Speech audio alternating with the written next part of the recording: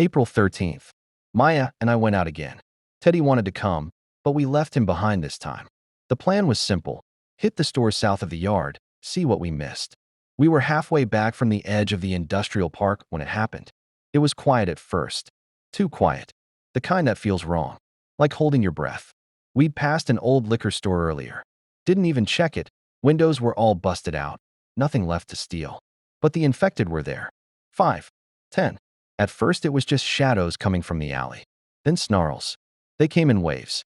2 at a time, rushing hard. The first slammed into a rusted shopping cart, giving us a second to react. I brought the crowbar down hard. Got lucky. Bone cracked. He didn't move after that. Maya slammed her tire iron into another's jaw, then again and again. I've never seen her hit something that hard. We tried to move. One direction, blocked. Another, more coming. No clean way out. We backed toward a half-collapsed loading dock.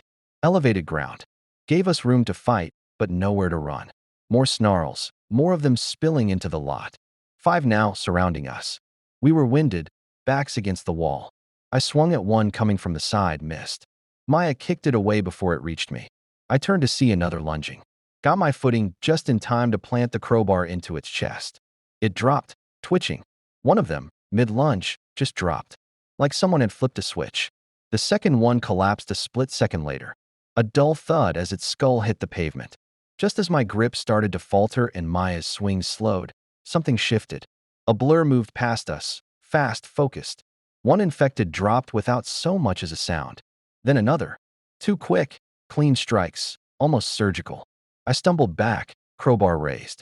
Expecting more, but when I turned, the last of the infected were already on the ground, twitching out their final moments.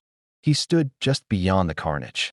Rifle slung across his back, a pistol holstered at his hip, and a bloodied hatchet in his hand. He looked like he'd been on foot for days, clothes dusty, coat frayed at the edges, and a sheen of grime on his skin, but he didn't look weak.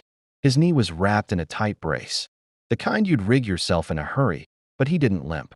He walked like a man who still had somewhere to be. Like this detour was. Just another notch in a long, brutal story. A knife handle jutted from a chest harness, and a small pack was cinched tightly to his back, covered in patches of dirt and dried blood. He gave Maya and I a glance, then said, "Be more careful. Those of us still breathing, we gotta look after each other." His tone wasn't warm, just real.